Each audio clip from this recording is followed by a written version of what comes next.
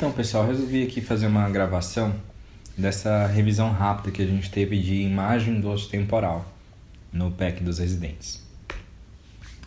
Naturalmente é impossível em tão pouco tempo a gente discutir tudo que dá para discutir sobre imagem do osso temporal, mas o nosso objetivo aqui é que todo mundo tenha uma noção básica da anatomia normal do osso temporal, das principais lesões inflamatórias, tumores, trauma, outras doenças que não se encaixam nesses perfis e o aspecto no pós-operatório.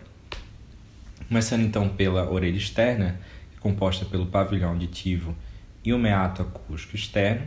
O meato é composto por uma porção lateral fibrocartilaginosa e os 2/3 mediais, que formam o conduto ósseo, e esse conduto delimita na face anterior a fossa glenoide, onde fica a TM, e na face posterior a porção mastoide do osso temporal.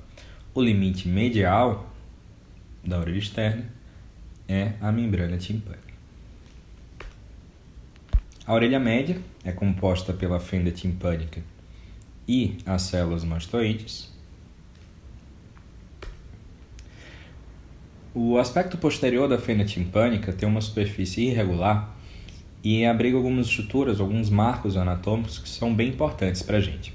Essa estrutura piramidal aqui é a eminência piramidal, que envolve o músculo estapédio. Entre a eminência piramidal e a orelha interna, a gente tem o seio timpânico. E lateral à eminência, o recesso do facial. Esse espaço recebe esse nome pela relação íntima com o nervo facial. E como que a gente sabe que isso daqui é o nervo facial? Por enquanto eu vou precisar que vocês acreditem em mim, que mais na frente eu vou demonstrar que isso aqui é o nervo facial no início do seu segmento mastoide. Nesse corte coronal, eu quero mostrar também dois marcos anatômicos muito importantes. Esse esporão aqui na porção superior e lateral da fenda timpânica, que é o esporão de Chaussée, e o espaço entre o esporão de Chaussée e o martelo, que é o espaço de Prusac. Nós podemos dividir a orelha média em 3 espaços, traçando uma linha no limite superior do tímpano e outra no limite inferior. A gente vai ter o epitímpano, o mesotímpano e o hipotímpano. A principal estrutura do hipotímpano é a tuba auditiva. A gente não pode nunca esquecer da relação íntima entre a tuba auditiva e a artéria carótida interna e lembrar que essa lombriguinha aqui, saindo da tuba auditiva, é o músculo tensor do tímpano. No mesotímpano, a gente tem que prestar atenção basicamente na cadeia ossicular. Nesse primeiro corte axial fica bem evidente o estribo, o ramo longo da bigorna e o manúbrio do martelo. No segundo corte, que é um coronal, a gente tem o martelo em destaque. E o outro, a gente vai ter aqui um restinho da bigorna, articulando-se aqui com o estribo, compondo a articulação incúbito-estapediana. Sobre o epitímpano, a gente precisa ter na cabeça 2 imagens. As duas são no axial. A primeira, que é o clássico sorvete, Estão vendo aqui o sorvete? A bola do sorvete corresponde à cabeça do martelo e a casquinha do sorvete seria o corpo e o ramo curto da bigorna. Na segunda imagem, que fica mais superior, a gente vai ter mais anteriormente o epitímpano e posteriormente o antro mastoide, que é a principal e maior célula da mastoide. Comunicando esses 2 espaços, o epitímpano e o antro mastoide, a gente tem o áditus adiantro. A gente vai agora ver as principais estruturas da orelha interna numa sequência de imagens que vai de inferior para superior. Já na primeira imagem, a gente consegue ver o aqueduto coclear, saindo aqui da região mais superior, mais alta do forame jugular, e vai em direção ao giro basal da cóclea. A gente normalmente não consegue ver todo esse trajeto porque ele vai ficando cada vez mais fininho,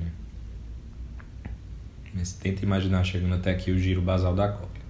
Nesse corte a gente consegue ver o giro basal, o médio apical da cóclea e o nicho da janela redonda. Aqui o canal semicircular posterior, o vestíbulo e o modíolo aqui na região central. da cóclea. O aqueduto vestibular já começa a aparecer nessa imagem. O canal semicircular lateral. E por fim o canal semicircular superior.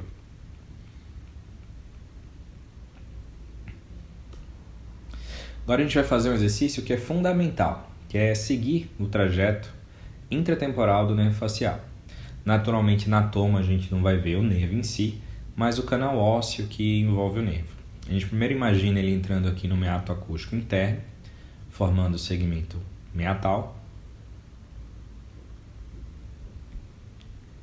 Logo depois a gente tem o breve segmento labiríntico, chegando aqui na região do gânglio geniculado. E o gânglio vai marcar o primeiro joelho do facial, que daqui ele inverte o trajeto de anterior para posterior para dar origem ao segmento timpânico do nervo.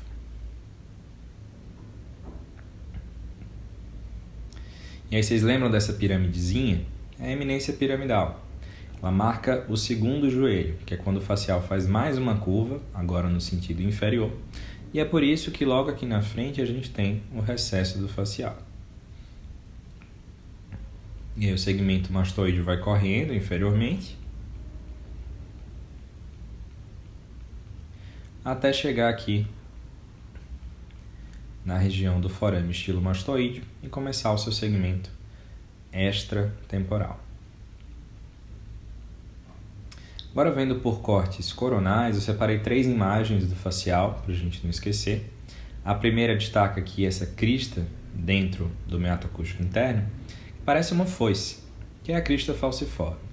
Ela separa o meato num compartimento superior, onde fica o 7º nervo craniano, que é o facial, e o nervo vestibular superior, e o compartimento inferior, onde a gente tem passando o nervo auditivo e o nervo vestibular inferior. Se ficar difícil de lembrar que o facial, o 7º, passa superiormente e o auditivo, o 8º, passa inferiormente, é só lembrar dessas duas latinhas aqui, 7up, coke down. 7º para cima, coclear para baixo. A segunda imagem é a imagem dos olhos do caramujo. Estão vendo aqui o caramujo? Aqui, ó. A concha corresponderia à cóclea. O olhinho mais medial seria o segmento labiríntico do facial. E o olhinho lateral, o segmento timpânico. A outra imagem é só destacando o segmento mastoide do facial e a sua saída aqui pelo forame estilomastoide. Para terminar essa parte de anatomia normal, a gente vai fazer agora mais um exercício. A gente vai imaginar as estruturas que a gente encontra durante uma mastoidectomia fechada, até chegar na timpanotomia posterior e sob essa perspectiva aqui, em cortes sagitais.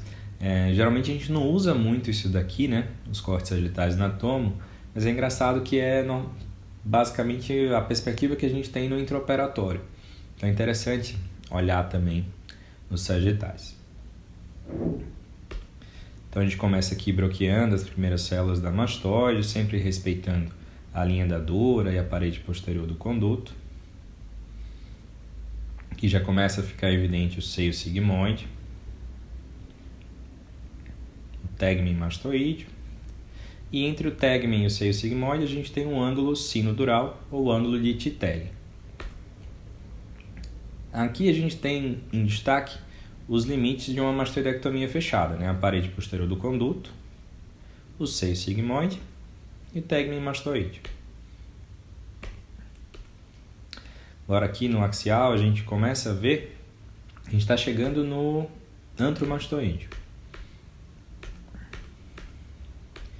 Aí já consegue ver o antromastoide. Começa já a aparecer a bigorna aqui na região do epitímpano. E aí essa imagem esclarece o que é a timpanotomia posterior. A gente tem aqui o bloco labiríntico, que é o canal lateral. Passando embaixo dele a gente tem o nervo facial. E essa lombriguinha aqui, ó, saindo do segmento mastoide do facial, correndo aqui para a região póstero-superior da fenda timpânica, que é o nervo corda do tímpano. É nesse espaço entre o facial e o corda que a gente vai fazer a timpanotomia posterior. A gente vai bloquear até chegar no nicho da janela redonda. Antes de chegar no nicho da janela redonda por aqui, vamos voltar para o axial para entender bem a relação do facial com o bloco labiríntico. Então vamos lá de novo, segmento labiríntico, gânglio geniculado, e aí passando embaixo do canal lateral, a gente tem o segmento timpânico. Aqui, ó, canal lateral, mais inferiormente, segmento timpânico. Então é como se o canal lateral, o bloco labiríntico, protegesse o segmento timpânico do facial. E é segmento timpânico, segmento mastoídeo. E ó, interessante, o segmento mastoídeo tem uma relação com o nicho da janela redonda, como se tivesse aqui uma linha reta entre os dois. Então vamos voltar lá para o sagital para ver a tímpano posterior.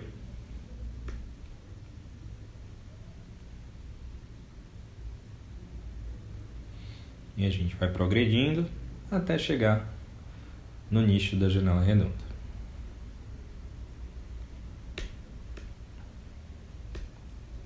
Pronto, então chega de anatomia normal, a gente vai ver doença agora. Começando pelas lesões inflamatórias da orelha externa, o colesteatoma de meato acústico externo, ou para os íntimos, só o colé de conduto, né? Vai se apresentar como um tecido mole, um tecido focal no meato, com uma atenuação de partes moles, determinando erosão do osso subjacente, tipicamente no assoalho do meato, né?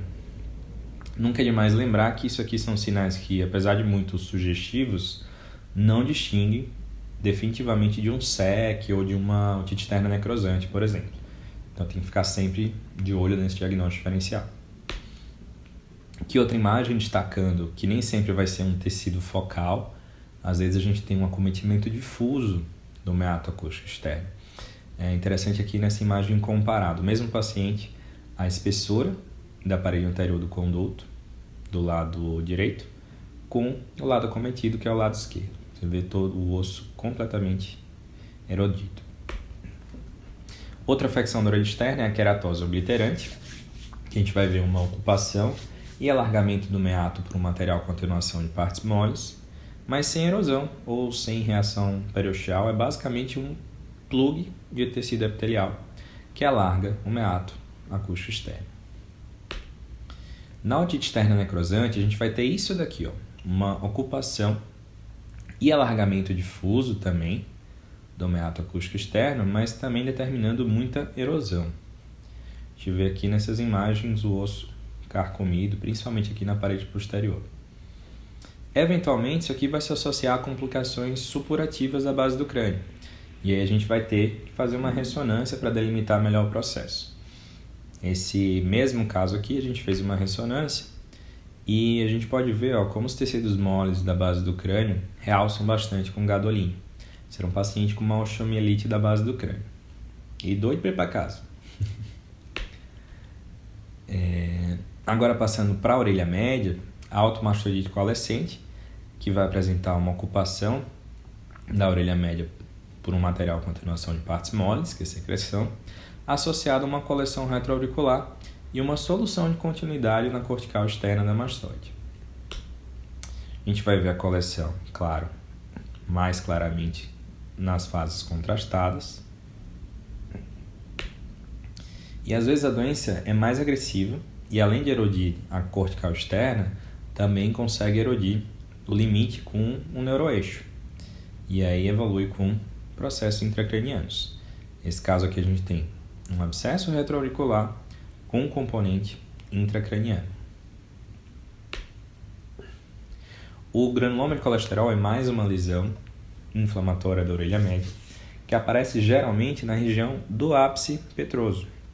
Se comporta como uma lesão expansiva de superfície regular que remodela o osso e fica o osso em volta extremamente fino. Às vezes a gente não consegue nem delimitar o final da lesão. A ressonância que vai trazer algumas informações mais importantes para a gente. Tem um comportamento bem característico. Em T1 a gente vai ver um hipersinal, ele brilha mesmo, por conta dos produtos de decomposição de hemoglobina. No T2 a gente não tem nada muito específico, vai ter um sinal heterogêneo, mais puxado também para o hipersinal. E é importante que essas lesões não realçam com contraste e não restringem a difusão. O colesteatoma é um clássico, né? Em que vai ver um tecido com atenuação de partes moles, determinando erosão circular. E o mais típico é isso daqui, o colesteatoma primário da pars flácida, com erosão do esporão de Chaucer e um alargamento do espaço de Prussac. Outra forma de apresentação inicial é o colesteatoma secundário, que surge a partir de uma perfuração da membrana, que ao invés de alargar o espaço de Prussac, ele lateraliza a cadeia, tá vendo?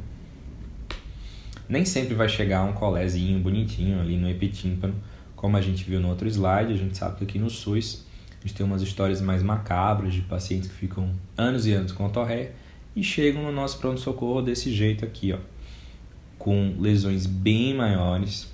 Interessante notar esses bordos regulares aqui da lesão, que é bem sugestivo de colesteatoma.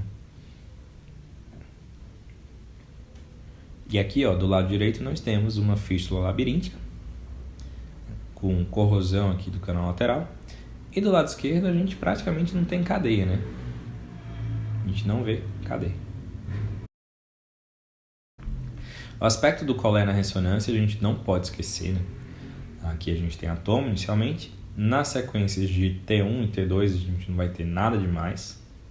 No T1 fica entre um iso e um hipossinal, no T2 entre um iso e um hipersinal, mas o mais importante é que ele restringe a difusão, ele brilha. Para terminar as lesões inflamatórias, a gente vai passar agora para a inflamação da orelha interna, chamada labirintite. Labirintite tem uma evolução clássica, né? Primeiro uma fase serosa, depois uma fase fibrosa e só no final a labirintite ossificante. Olha aqui a cóclea do lado direito com esses focos de ossificação. E qual que é a pegadinha aqui? A gente sempre pede tomo para ver ossificação de qualquer coisa, né? Mas é importante lembrar que para a labirintite ossificante a ressonância é bem mais sensível. Ela acusa a labirintite ossificante vários meses antes da tomo. O que a gente vai ver? Nas sequências ponderadas num T2 mais pesado, aqui como esse Fiesta, a gente vai ter uma redução do sinal do labirinto, que corresponde à fibrose. Olha aqui desse lado o canal posterior amputado em relação ao canal posterior esquerdo. Agora vamos passar para os tumores. Na orelha externa, o principal deles é o SEC, né? Que é uma lesão expansiva com atenuação de partes moles e destruição óssea bem agressiva. A gente tem uma destruição maciça do osso subjacente. Paraganglioma na região do cabeça e pescoço, a gente chama de glomos, que pode ser um glomos timpânico, jugular, ou quando tem os dois componentes, é um glomos jugulotimpânico. Na tomografia, ele vai apresentar uma atenuação de partes moles, geralmente junto ao promontório, no caso de um glomos timpânico, como a gente vê aqui nessa imagem. Aqui, bem na região do hipotímpano. Essa é a localização típica. Ou então a gente pode ter também extensa erosão óssea na região do forame jugular, num glomos jugular ou jugulotimpânico. Olha a diferença aqui, o forame jugular bem bonitinho desse lado aqui, lado esquerdo, e extensa erosão do lado direito. A gente consegue ver isso tanto no axial quanto no coronal. E aí a ressonância a gente tem uns sinais típicos, né? Além da localização, claro, no forame jugular. A gente vai ver um realce intenso com gadolínio, que é um tumor intensamente vascularizado, né? E tem essa aparência mais salpicada mesmo, que é o chamado padrão em sal e pimenta. E no meio da lesão, a gente tem esses flow voids, que são emaranhados de vasos. Agora a gente passa para os tumores do ângulo ponto-cerebelar. O principal deles, disparado, é o schwannoma vestibular. A tomo definitivamente não é o melhor exame para identificar esses tumores. Nas fases iniciais é imperceptível, mas nos casos mais avançados a gente pode até ver um alargamento do meato acústico interno. Tá vendo aqui o alargamento? Não tá vendo, né? Então realmente não é um bom exame. Agora vamos ver o mesmo paciente numa ressonância. A gente vê mesmo sem o contraste a grande diferença aqui no ângulo ponto cerebelar, né? Então a lição que fica é que tomografia para chivanoma não serve basicamente para nada. Paciente com perda ativa neurosensorial lateral assimétrica, peça ressonância, pelo amor de Deus. Em T1 a gente vê um iso ou hipossinal, enquanto no T2 a gente vê um iso ou hipersinal e tem um realce intenso com contraste, né? A gente vê aqui esse realce com gadolínio e aqui o T2 que não dá muita informação para a gente. Na difusão não acontece muita coisa não. O meningioma é o segundo tumor do ângulo ponto cerebelar. Também a tomografia não serve para muita coisa nesses casos. A diferença é que esses tumores calcificam com alguma frequência. Então acaba ajudando a gente um pouco, né? Tá vendo aqui essas calcificações? O que realmente interessa é a ressonância. A gente vai ver no T1 um iso ou hipossinal, no T2 um iso ou hipersinal e um intenso realce com gadolínio. Aqui o intenso realce com gadolínio. Aqui o iso ou hipersinal no T2. E conseguiram perceber a diferença entre o meningioma e o chivanoma? Pois é, bem difícil, né? Esses dois tumores eles apresentam um comportamento muito parecido em todas as sequências de pulso. Mas aí tem algumas dicas que ajudam a gente a diferenciar os dois. Lembrando, claro, que nada disso é definitivo e muitas vezes vai ser necessário mesmo fazer um anátomo patológico para diferenciar os dois. A primeira dica é a chamada cauda dural. O meningioma muitas vezes apresenta essa extensãozinha aqui em continuidade com a dura, como se fosse uma cauda mesmo. O chivanoma não tem cauda dural. Outro sinal interessante é o ângulo de interface entre o tumor e o osso aqui na fossa posterior. O meningioma costuma ter esse crescimento mais espalhado aqui na fossa, no ângulo ponto cerebelar. Então aqui a gente tem a cauda dural e o ângulo na interface tumor-osso, que é um ângulo mais aberto, enquanto o chivanoma determina um ângulo mais agudo mesmo, tá vendo? O terceiro tumor mais comum do ângulo ponto é o cisto epidermoide. Na tomografia vai apresentar a mesma densidade do líquido, tá vendo? Fica mais escurinho.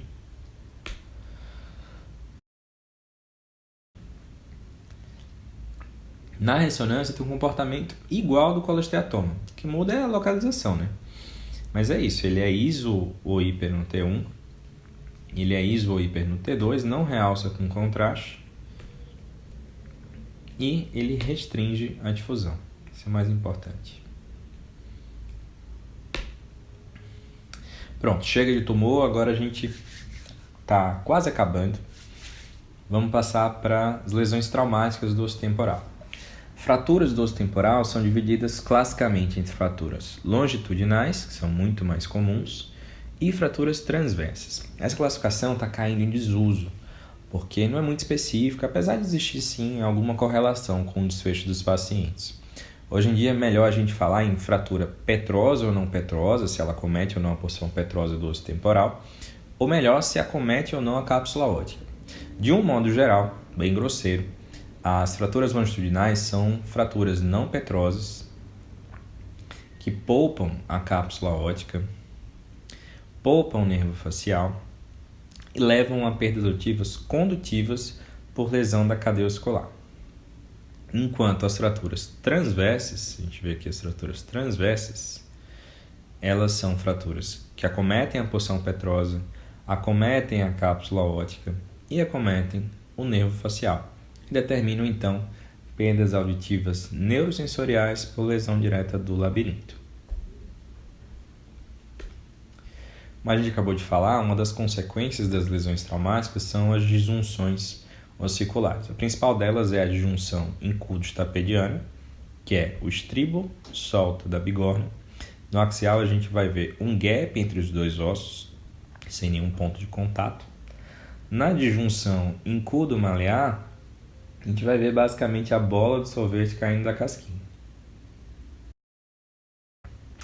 E na disjunção estapédio-vestibular, o estribo que solta do vestíbulo. Nesse caso aqui, olha que interessante, na cabeça da seta, a gente tem um pneumo-labirinto, aqui no vestíbulo, E na seta, o estribo que foi nadar lá no vestíbulo. Outra consequência possível é a fístula licórica. Nesses casos, a gente vai ver alguma área de deiscência no osso que recobre o espaço dural, principalmente no tegmen mastoide, né? Olha aqui nessa imagem uma deiscência no tegmen mais anterior. E na segunda imagem, uma ressonância evidenciando uma meningoencefalocele, né? Pronto, então passou o trauma, agora a gente vai falar sobre otosclerose. O principal exame para avaliar a otosclerose é a tomografia, sem contraste. E o que a gente vai procurar, num caso suspeito, são os focos de material hipoatenuante em meia cápsula óptica, que corresponde ao osso desmineralizado. É importante lembrar que na fase inativa da doença a gente não vai ver nada disso, tá? O lugar mais comum de apresentação da autoesclerose é a fístula antifenestra, que é típica da autoesclerose fenestral. A fístula é esse espacinho aqui, ó, que fica logo anterior à janela oval. Por isso que o nome é antifenestra. Tá vendo aqui, ó? O vestíbulo, o estribo e logo na frente a gente tem um foco hipoatenuante, um osso mais cinza, que é a autoesclerose fenestral. Nesse mesmo paciente, a gente também tinha um foco próximo ao nicho da janela redonda, né? Isso aqui não é incomum.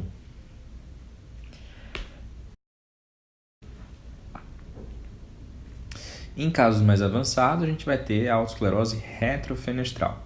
O sinal mais clássico é o sinal do duplo halo, como vocês podem ver aqui nessa imagem. O osso em volta da cóclea fica completamente rarefeito. Tá acabando.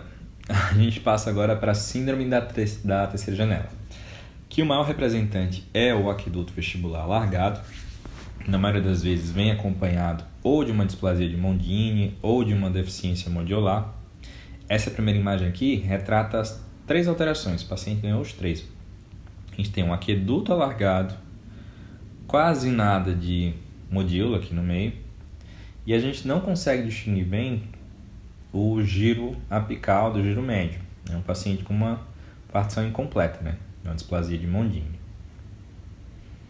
Na segunda imagem, o paciente tem só o aqueduto vestibular alargado mesmo, e essa ressonância aqui a gente consegue ver a diferença entre os dois aquedutos, né, que é bem marcante. O lado esquerdo é bem mais largo do que no lado direito. E assim fica fácil, né? Mas e quando tem dúvida? Na dúvida, a gente usa os critérios de Cincinnati. Normal corresponde à região do opérculo até 1,9 mm e até 0,9 mm no ponto médio. O outro representante do fenômeno da terceira janela é a deiscência do canal semicircular superior. Isso aqui nem sempre é muito fácil de ver, né? Quando a gente suspeita, precisa reconstruir as imagens nos eixos do canal. Tem um plano de Posch, em que a gente vai ver o canal assim de lado, e o plano de Stanvers, em que a gente vai ver o canal de frente. E agora vai acabar, eu juro. Eu só queria frisar aqui uma bobagem, né? Em relação ao status pós-operatório. Como que a gente diferencia uma mastoide aberta de uma mastoide fechada? É simples, na mastoide fechada a gente preserva a parede posterior do conduto, enquanto numa mastoide aberta a gente derruba a parede posterior do conduto e transforma uma cavidade única. O meato e a mastoide viram a mesma coisa. E aqui fica evidente por que numa mastoide aberta dá para a gente fazer acompanhamento clínico de um colé, por exemplo, né? Que a gente consegue acessar esse espaço aqui com otoscopia ou otomicroscopia. E numa fechada, a gente precisa mesmo da ressonância, porque ó, aqui tudo cinza. Se injetar contraste, o colé não vai realçar. Então o único jeito é ver na ressonância, na sequência de difusão, se tiver um colé aqui, ele vai brilhar.